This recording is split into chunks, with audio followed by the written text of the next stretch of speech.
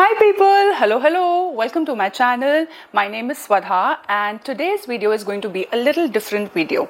It's going to be interesting video because Mother's Day is here and today I'm going to talk all about motherhood.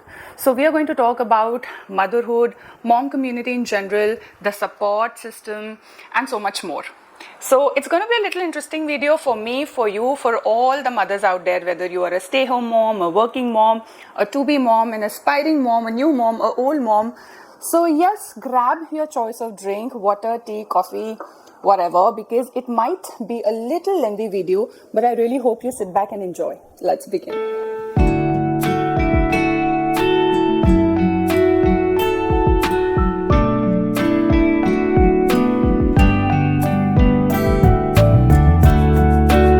So I have been making YouTube videos for over 3 years now, and I thought now is perhaps a good time to share, to tell my audience who am I. I would really like my viewers and my audience to know more about me. So hence I'm sitting here for the first time doing this chit chat kind of videos. During the course of time, I get a lot of questions asked as a woman, as a mother, as an artist, as an advertising professional, in general. So I have all these questions noted down here in my little notebook. So I'm going to, tackle these questions one by one here. I'm going to refer to my notebook. So I'm going to look down time and again, and we'll see what we discuss today. And also, like I said, I would like my audience, my viewers, to know me better. And this is the best way to actually tell something about myself, to just show a different side of me, because every day we shoot, we edit, and we show you what we want to show you. It's a very selected content, but these kind of videos, emotional videos or chit chat videos, really show in a way what we actually think, what we actually are. So in today's video, there's no promotion, there's no marketing. I'm going to put myself out there. So let's begin. Anytime, the first question I have here is, what is beauty? Now this is a very generic question asked to me a lot of times, and over the time I have come to this statement, which I'm going to share it right now, that definitely beauty is subjective and everybody has their own definition of beauty, their own understanding of beauty, their own interpretation of beauty. What I have understood from my own experiences is that when your inner strength and your inner glow, your inner charisma shines through, your face, your personality, that's beauty for me. Now I'll give you an example to actually understand this. For example, in my life, I have met so many people who, men and women, everybody, so many people who are, might not be the most beautiful, handsome people physically, features wise, but they are so nice, so genuine, so kind at heart, so compassionate, that I actually honestly find them beautiful even physically. So their inner strength and shine, like I said, their inner beauty really reflects on their face, the shine, the glow, and their personality. When I talk to these kind of people, I get inspired. They have this certain attraction to them, and I really, trust me, find them very charismatic and beautiful.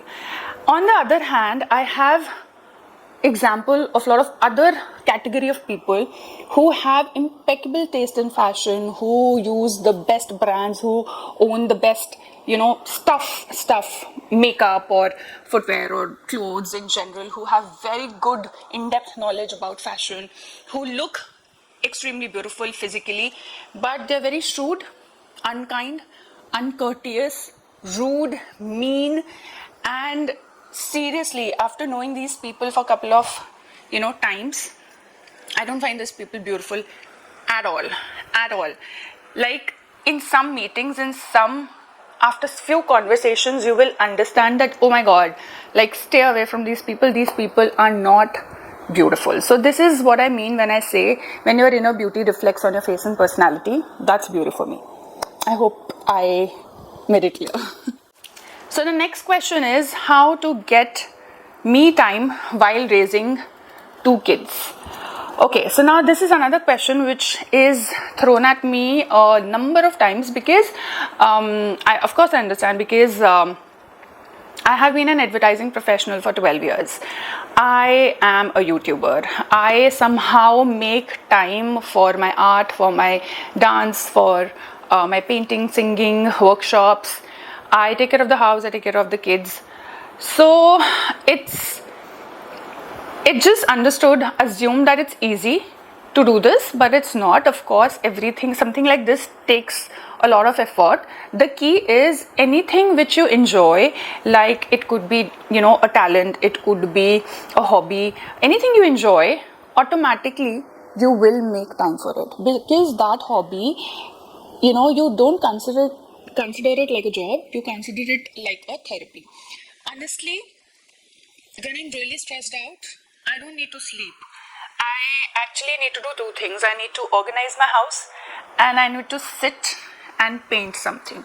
That really, really calms me down. I don't need to do yoga. I don't need to do meditation,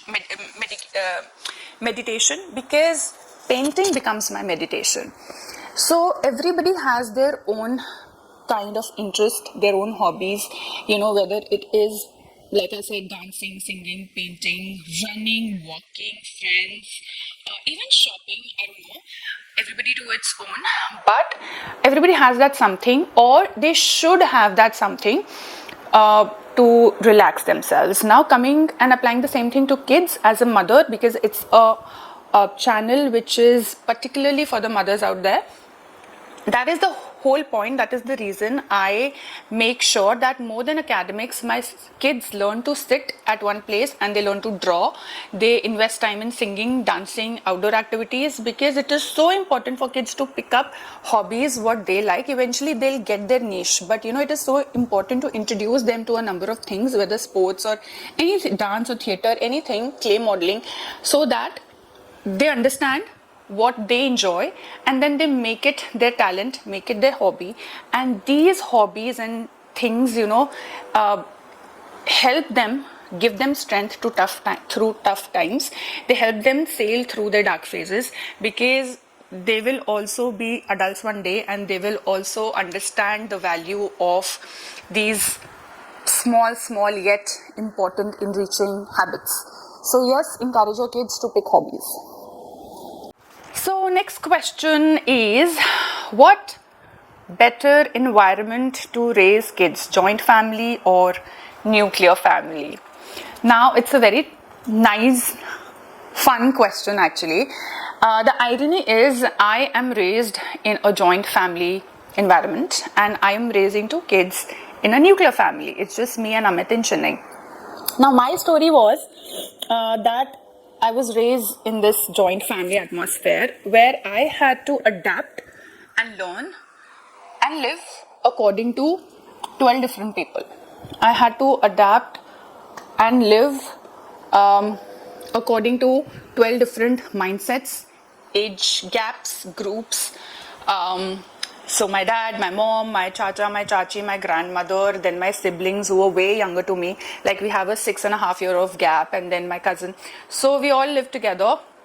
The good point is that you adapt and you learn so much more. You have this whole community and a lot more support.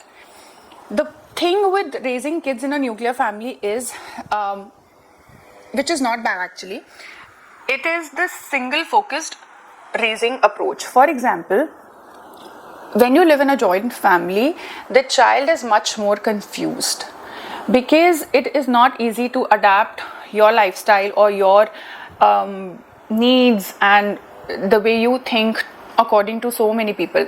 But here, when you have you have your parents, only parents raising you, so the child or the the goals or the targets given by the parents, they're much more clear.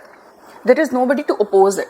Like we can tell our kids, something, and there is no grandparents or there is no relative or there is no other person to tell them otherwise. So the kids are much more confident. What I have seen, according to my own experience, the kids are much more confident and they are much more focused. That is one thing which I really noticed, the main difference in raising, the difference between a joint family and a nuclear family. The kids are more confident, they're more independent, they become more independent faster because then the dependency is not as much as in a joint family. Of course, the support is very less. Like, it was really tough for me and Amit to do the job all alone by ourselves. Raising two kids of the same age, being twins, was really challenging. But you will find a ground, understand the children, and the children will understand you. It will happen, that bond will be created, and give it to the kids to be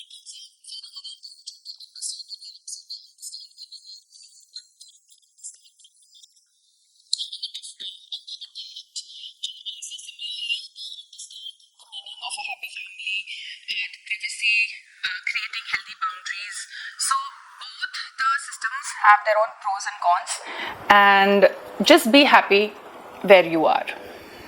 Other question is, what's motherhood to you? Motherhood to me, for this, I will give you a little context. There's a little backstory which I have to tell before I answer this question. So I got married in 2008, and up till 10 years, me and my husband, we were struggling with infertility. So till 10 years, we did not conceive kids. That was the toughest phase of our lives. It is so mental, straining. Physically, it's very straining. Emotionally, it's very straining. So it will challenge you. It will break you. Trust me, in all the ways possible. But then in 2018, we conceived and we got to know that we have twins. And like I have said in my previous videos, that I asked for a wish, I got two. That is true. I will always be grateful for that. And we got conceived, and in 2019, my beautiful girls were born. And since then, it's been life-changing experience. So when you ask me what is motherhood to you, really, I have struggled. It's extremely important. It's been very enriching. It's made me a completely different person. Like 6 years back, I was not this person, not this sweet, fun, happy person. I was in quite a dark place. I was very bitter because of my pain and all the things I was going through. Definitely, motherhood has, made me extremely strong. And, contrary to what people think, that, okay, so now you're a mom, now it's end of the story, now your life is dead, now nothing can be done, now you have to be the slaves of your kids and your family, and, this is the end of it. Well, contrary to that, there's nothing like this. And this is my message to all the aspiring mothers and the couples who are planning for a baby, that no, this is not the case. It is the relationship between you and your child. It is how you train your children to support you and how you support them. Honestly, me and Amit, we never lie to our kids. We never say, ki, if I have to go to a movie, I will tell my kids that I'm going to a movie. Mom is going to a movie with her friends. You stay with dad. You have fun. I will come back in a couple of hours. I'll get something nice for you. We never say, ki, I'm going to the doctor. I'm going to put injection. I never do that. I never scare them. I never lie to them. That's a big no. Please give your kids more credit than they deserve that credit, and they're very, very, very smart, tiny humans. We never lie to them and they never lie to us. This is how you keep their innocence intact, and this is how you train them to support each other. This is a two-way relationship. So motherhood has just, on the contrary, like I said, made me so strong, so invincible, after going through that pain of all the treatments and the delivery, the C-section, then the raising kids is another story, breastfeeding is another story. After going through so much of pain, trust me, if you will talk to, not only me, if you talk to any mother, you will get this answer, that we have become stronger, we have become, invincible. Like now, I feel Everest, big deal. Like English Channel, oh, like this. So, of course, I'm exaggerating, but yeah, it has emotionally made me such a strong person. Then it has made me a very, very happy person because I constantly learn on the job. I constantly make mistakes. I accept things because it's your own child, you have to accept. And then there are times when you have to wake up at night, there are sleepless nights, and it's like a soldier on a border. Like the soldier cannot say, oh, मैं कल नहीं सोया, oh, I don't have food, so I'm feeling very weak, so today I'll not fight, today I don't have the energy, oh my god. No, you have to be there for your country, you have to fight. Same is the case with mothers. There is no escape. Those tiny humans are depending on you. So I used to tell myself, these tiny human beings are depending on me. So get up, move your ass, and start doing the things. So whether it was, through my cycles, through my pain, through my fever, through my anything, any physical limitations, I used to get up, be on the job, and I still do it every day with a lot of happiness. Makes me a really strong person. And yes, motherhood has been very, very challenging, but motherhood has been very, very rewarding. Okay, the next question. What do you enjoy most? So I'm not going to lie, I'm a person of multiple talents. No apologies. I can draw, I paint, I dance, I sing. I love organizing my house, like you must have seen in a lot of my videos. I love shopping, yay! I love shopping, I love collecting things and upgrading things. So when you do all these things, I cannot pick one thing which makes me happy. All these things, all these things make me happy. I try to take out time, on weekly basis or whenever I can squeeze in, a couple of hours while the family is watching TV. So I'll sit down, I'll paint something. The TV will be on in the background. I'll give some tasks to the kids, maybe a painting task or a clay modeling task, and at the same time I'll do something of my own. So I steal these moments. That's the trick. You've got to steal it. And I steal these moments and time and I do my thing. And sometimes I say to Amit that the state of my house is the state of my mind. So if the house is messy, chaotic, literally my mind is not functioning, it's chaotic. But if the house is clean, the day I organize my house, I'm in my best mental health. So, identify the things you enjoy and do them. It's not a rocket science. So yeah, I enjoy a lot of things and I take time for it. Take out time for that. What do you learn from your kids?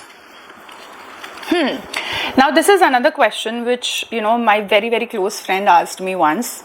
And the one thing I've learned from my kids, the most important thing I've learned from my kids, I keep learning from my kids now and then, honestly. I'm sure they learn from me, I learn from them. While being kids and then transcending into teenagers and then adulthood, you learn and unlearn a lot of things. The one thing which we unlearn is forgiveness. Adults are much less unforgivable than kids. Kids, on the other hand, they forgive and forget like this. And this is one quality I learned from my kids. I have learned forgiveness again. So I'll give you a small example. Like a mom, I sometimes shout at them. I scream on them. And sometimes I also give them that Indian, thappad, charpa. But come what may, they will always run back to me. Always after a fight, they will hug me. They will try to impress me. They will try to kiss me and, cuddle me. And then I feel that, oh my God, they have such a big heart. They forgive so easily.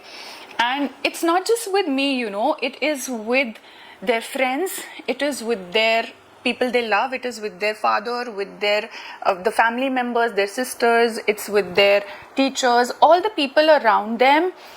They forgive very easily. This is one thing I have learned, and I'm going to always, record this, learn it. I will never unlearn it, because this is one quality which I probably had as a child, and then we forgot on the way. So this is one thing, very important thing, which I've learned from my kids: to forgive easily.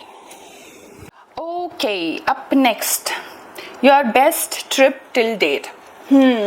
So yes, I mean there are two. There are two best trips I know, like on the top of my mind, which are coming to me right now. So the first one will definitely be my honeymoon trip. I will just put some pictures here. I was naive. I was 22 when I got married. So we went to Singapore, Malaysia, and we went on Star Cruises, Star Virgo Cruises, which were one of the best cruises, in the world at that time, 2008. And I had such a blast. I had such an amazing time. That was my first time internationally when we went. And also, you're 22, you're just fresh out of college, and you think, oh, akele, yay. So yeah, I was seeing the world. I was married to the love of my life. I couldn't be more happier. I was seeing new things. And I remember, because while coming back on the flight, I remember I was literally crying that I don't want to go back. So that would be my very, very important and very sweet memory, one of the trips. And the another trip is not so long ago, in I think 2021 or 2022, the COVID had just ended, and we thought we'll take a trip, because the kids, during the whole COVID, the kids were in the home. They were playing in the home. They were eating the, homemade food and purees and this and that. So we just wanted to, take this as an experiment, like how well do they do outside on their own. So we took them to Coorg. We chose a destination which is not that far, and yet it is a little far from home. It is near Mysore. So we went to Coorg. We stayed at this beautiful property, Ayathna. I will insert few pictures here. We had such a nice time. We went to this elephant camp, and the girls were so young, so tiny, and the property was like absolutely stunning. The perfect choice to spend it was a long trip. I remember just staying 6 to 7 days in just at one location, Coorg, just to unwind and just to catch up with nature after the whole hula bula of the COVID and everything. So yeah, that was one memorable trip. I would never forget that trip. Also, that was our anniversary trip. So yeah, these are the two trips which are really, really close to my heart. The next question is one beauty product you can't live without. So actually, a lot of people ask me this question. It's quite popular, huh? So I don't have one, I have two. So the first beauty product is definitely my kajal. This is the one I was very well prepared for the video. So this is the first thing, my kajal. I cannot live without kajal. Even if I have to go down to park to, pick up my kids, I go in a kajal. If I have to go to school to pick up my kids, I go in a kajal. I cannot live without kajal. I cannot leave the door without kajal, being an Indian. I know a lot of Indians do that, and I think it suits us also. It suits our skin tone. So kajal would be absolutely, if I don't have anything and if I have just kajal, I'm good. The other thing which I really love is blush. Now, I don't need a foundation, a concealer. If I have a blush and a kajal, I'm seriously good to go. And the blushes which I have been loving these days are these two. The first one is the Prosh Beauty Jelly Blush. This is how it looks. The packaging is so good. It is, I don't know if it will show. Oh my god. Oh. Okay, so the packaging is really good. It is so travel friendly. I travel with this so often. I love the staying power. I love the color. I love the tint. So yeah, very convenient. The other one is Huda Beauty, again a stick blush. So this is a stick blush. It is in the shade Guava, I think. Cherry pink. This is how it looks. Why I actually love this blush is because stick blushes are so convenient, and this one, it has got these tiny speck of sparkles. So if you have this blush for the daytime, and if you carry this blush for your evenings, I think you are sorted. It gives you that nice highlighter effect in a blush, and I think I don't need an highlighter once I apply this. So these are the two products, kajal and blush, which I just can't live without. Okay, the other one is, what is your go-to comfort food? I think my go-to comfort food would be chai and bun.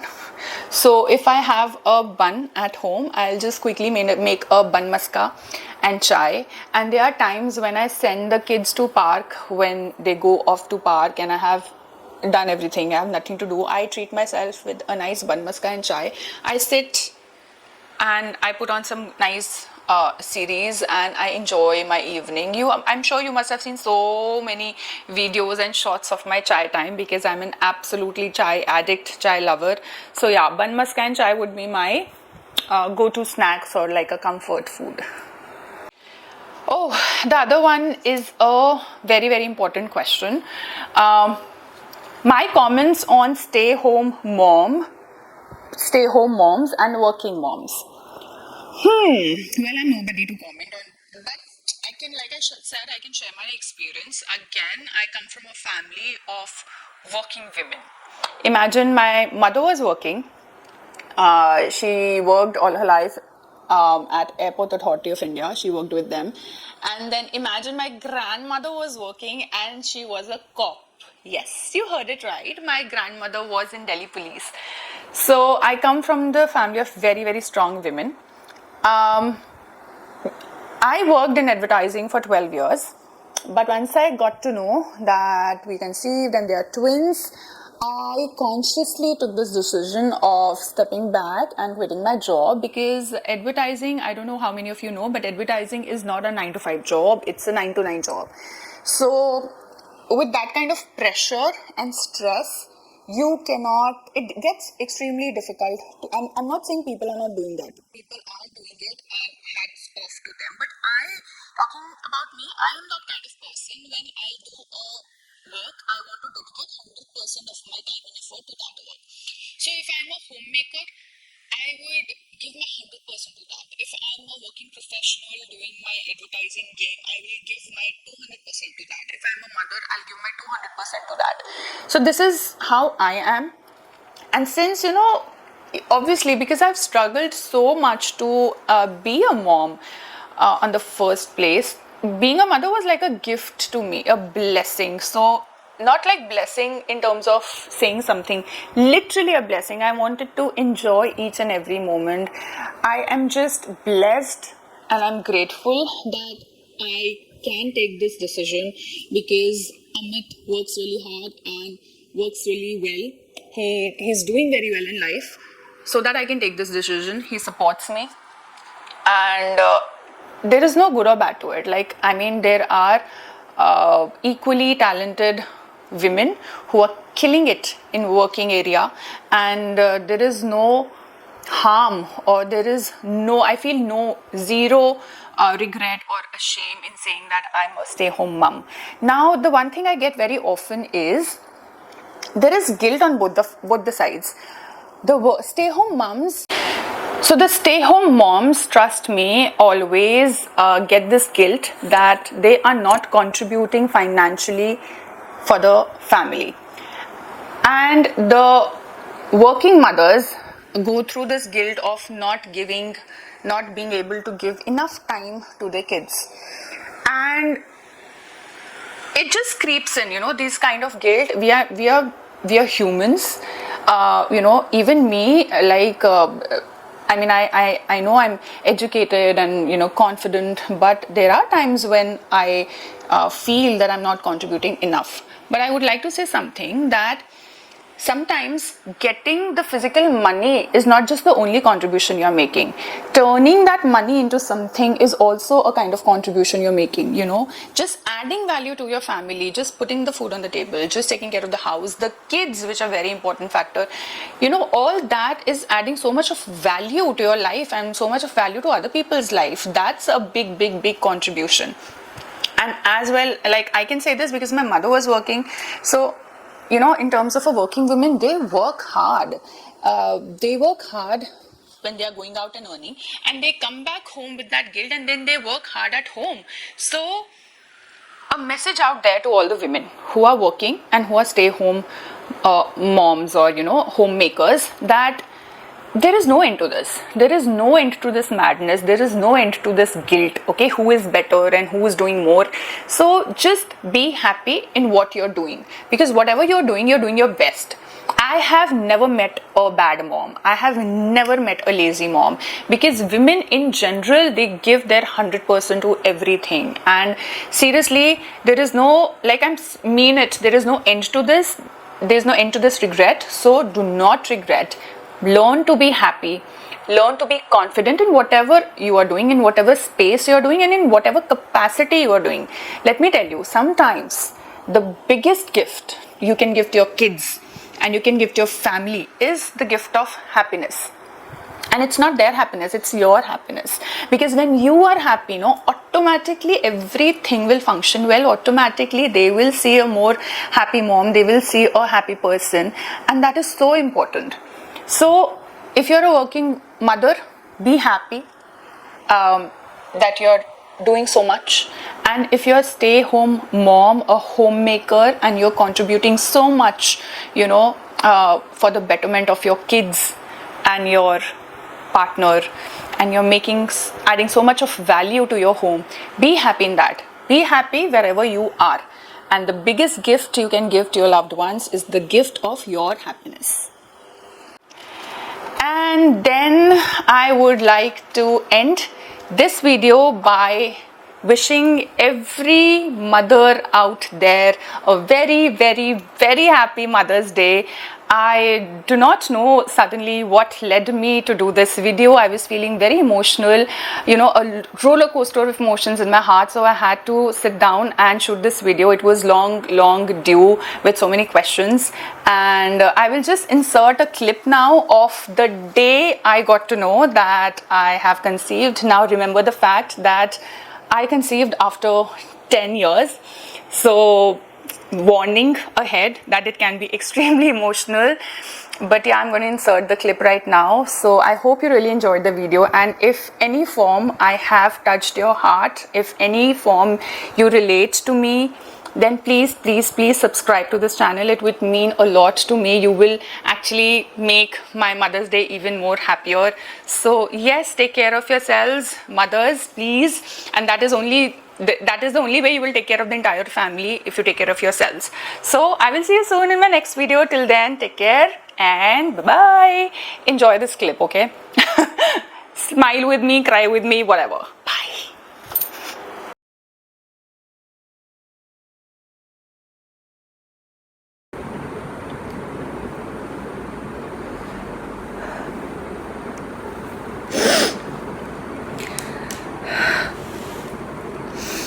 I think I'm pregnant.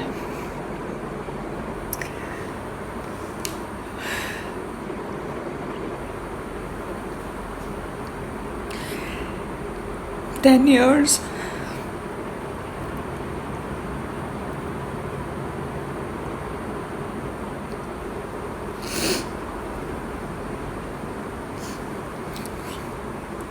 And I'm actually very happy.